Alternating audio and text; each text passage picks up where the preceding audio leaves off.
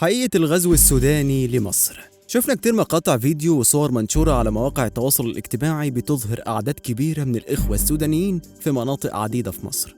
وصل الأمر إن الناس تقول إن في غزو سوداني في مناطق معينة زي فيصل ومناطق تانية مختلفة.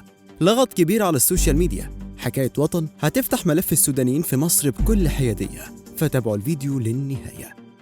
على مدى عشرات السنين مصر قامت بدور كبير كموطن للملايين من السودانيين للي بيدرسوا أو يشتغلوا أو حتى مستثمرين أو هدفهم العلاج، وكان بيعفي من شروط الدخول النساء والفتيات السودانيات والفتيان السودانيون الأقل من 16 سنة، وكمان الرجال فوق سن 49. وفي تقارير رسمية بتشير إلى أن حوالي نص مليون لاجئ سوداني فروا لمصر بعد اندلاع الصراع المسلح في السودان في إبريل 2023. ووفقا للمفوضية السامية للأمم المتحدة لشؤون اللاجئين في مصر، تستضيف أكثر من 670 ألف لاجئ وطالب لجوء مسجلين من 62 جنسية مختلفة. وفي 20 يونيو 2024 وصل عدد اللاجئين المسجلين في المفوضية لحوالي 387 ألف لاجئ من السودان. لكن بعد إبريل وتزايد أعداد اللاجئين، فرضت الحكومة المصرية على جميع المواطنين السودانيين شرط الحصول على تأشيرة دخول قبل القدوم إلى مصر، وده اضطر الفارين من الصراع للهروب بطريقة غير شرعية من خلال المعابر الحدودية غير النظامية. وبعدها صدر قرار رئيس الوزراء في أغسطس 2023 بيلزم الأجانب المقيمين في مصر بتوفيق أوضاعهم وتقنين إقامتهم. ولكن الوضع الراهن واضح ولا يخفى على أحد. أوضاع السودانيين في مصر بتتواجه بموجة غضب وانتقادات كبيرة في الشارع المصري نتيجة لبعض التصرفات والسلوكيات اللي أثارت حفيظة المصريين، أهمها ارتفاع قيمة الإيجارات وأسعار الشقق اللي بيعاني منها المصريين، واللي كتير من الملاك بيفضلوا التأجير للسودانيين، وده رفع قيمة الإيجارات بشكل كبير جدا الفترة اللي فاتت، وكمان رفع إيجارات المحلات التجارية.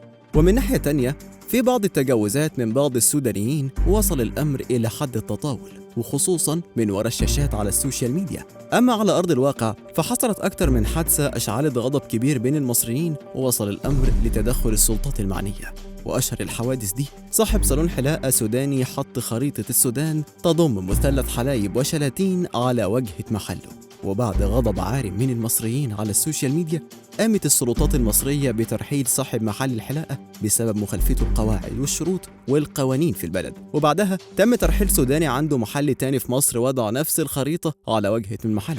وكمان شخص ثالث سوداني مقيم في مصر رفع لافتة لخريطة السودان على عربيته تضم مثلث حلايب وشلاتين، وده بعد أيام من ترحيل صاحب صالون الحلاقة. بعدها كثرت المطالبات الغاضبة من المصريين وخصوصا على مواقع التواصل الاجتماعي بترحيل أي سوداني لا يحترم قوانين البلد، وطلبوا الأجهزة الأمنية المصرية بالقبض على قائد السيارة، وبترحيل السودانيين من مصر اللي بيتطاولوا على المصريين وسيادة الأراضي المصرية، وردودهم المستفزة إنهم في مصر بفلوسهم. وللإنصاف طبعا ما ننساش على الناحية التانية في مواطنين سودانيين قمة في الاحترام، ولا بيتجاوزوا أو بيتعدوا على القوانين المصرية، وكمان بيهاجموا أي حد يتطاول على مصر، وبيردوا على السودانيين نفسهم على السوشيال ميديا وبيدافعوا عن مصر والمصريين. وده اللي خلى كتير من المصريين ينشروا ترحيبهم بالسودانيين، ولكن بحدود وباحترام القوانين المصرية. فمثلا كتب واحد من المغردين المصريين: مرحبا باللاجئين على اختلاف جنسيتهم، لكنهم دخلوا بشكل عشوائي وساهموا في ارتفاع الأسعار في كل شيء. وعلى سبيل المثال للحصر، ارتفاع القيمة الإيجارية للشقق السكنية، اللاجئين بيفتحوا محلات وبيشتغلوا في التجارة، هل من قانون بيسمح لهم بهذا الإجراء؟